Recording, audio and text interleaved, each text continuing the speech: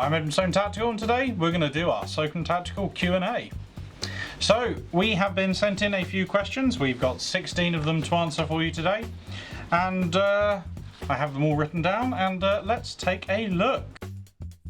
Do you do repairs on items not bought from you?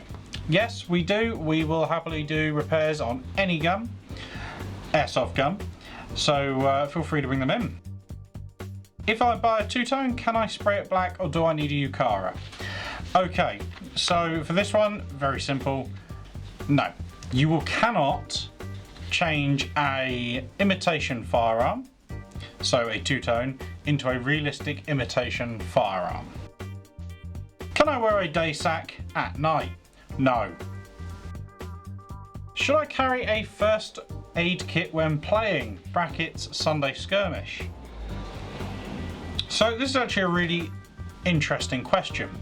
So in my opinion, I recommend having a first aid kit with you in your car / kit bag, because you know, if you're out and about, you get shot, maybe the BB split your skin, you've got a bit of a bleed, catch some spawns.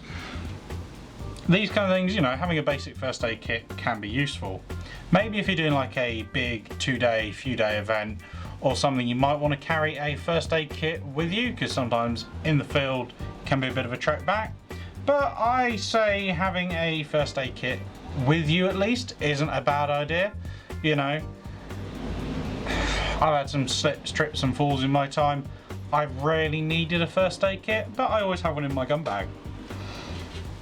I will say this, however, don't carry take and use stuff you don't know how to use. Do not end up like certain people in a recent online video that were applying a tourniquet to someone that didn't need it. Don't take things you don't know how to use out. Please don't. As a new player, should I get a pistol or get a rifle / SMG?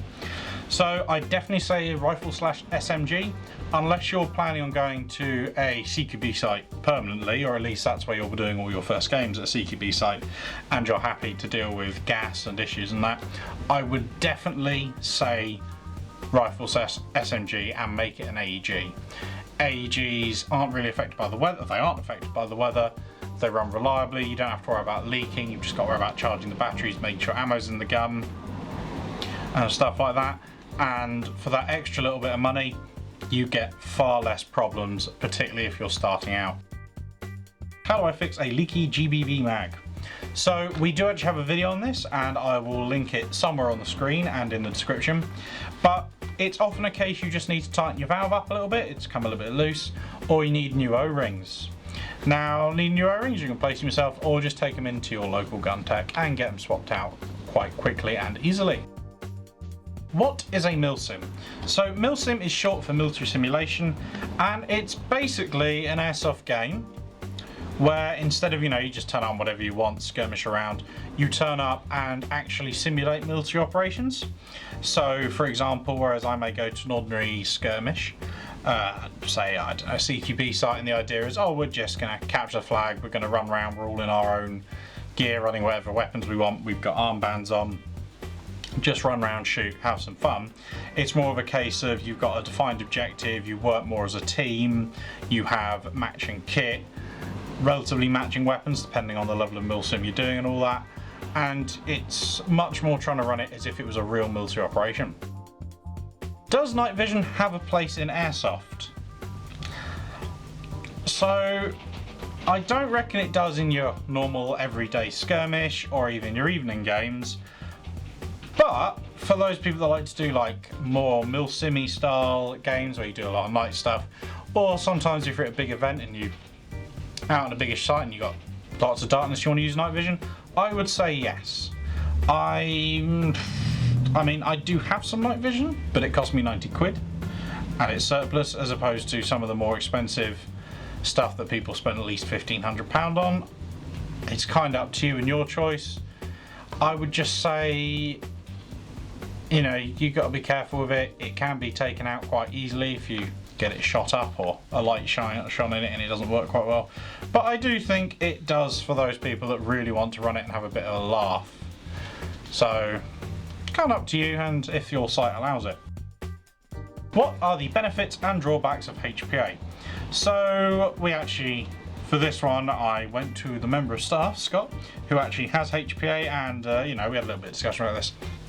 So the benefits are really, you get better consistency of HPA, it's less affected by weather, unlike normal gas blowback. You know, it can be cheaper and more reliable than gas because it's just an air tank. It costs a couple of quid to fill up the actual air tank.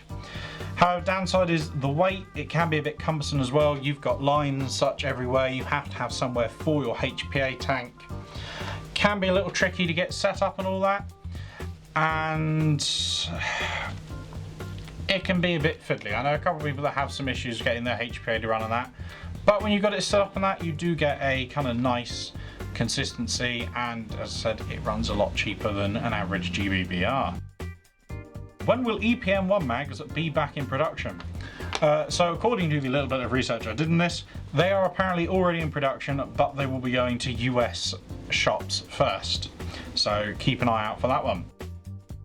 Do I need a license for a UV5R? Yes, you do. If you go onto the UK, is it UK Airsoft comms page, radio page, you'll find lots of helpful advice there. But it is you do need a license for it. You can get it off Ofcom, £75, and it lasts for 5 years. And for those that are like, well, why should I spend 75 quid for a radio I'm using Airsoft? Because on the off chance something ever goes wrong and you get fined, it's something like a £5,000 fine. Which I'd really rather not have. So yes, you do need one. What great upgrades do I need for my TM?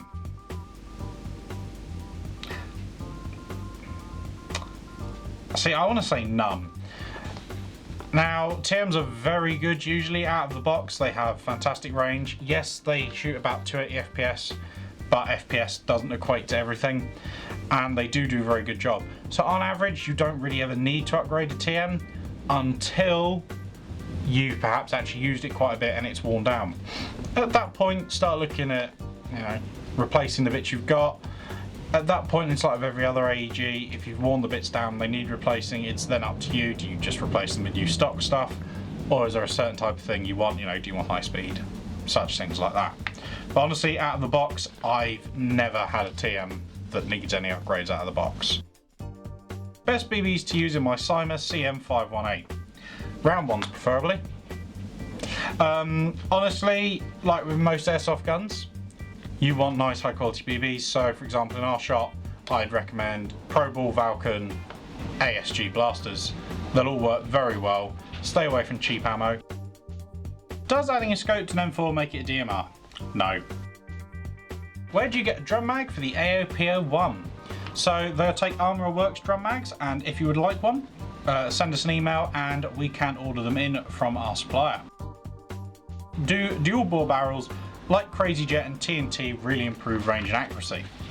So one thing with range, it is largely down to the hot rubber.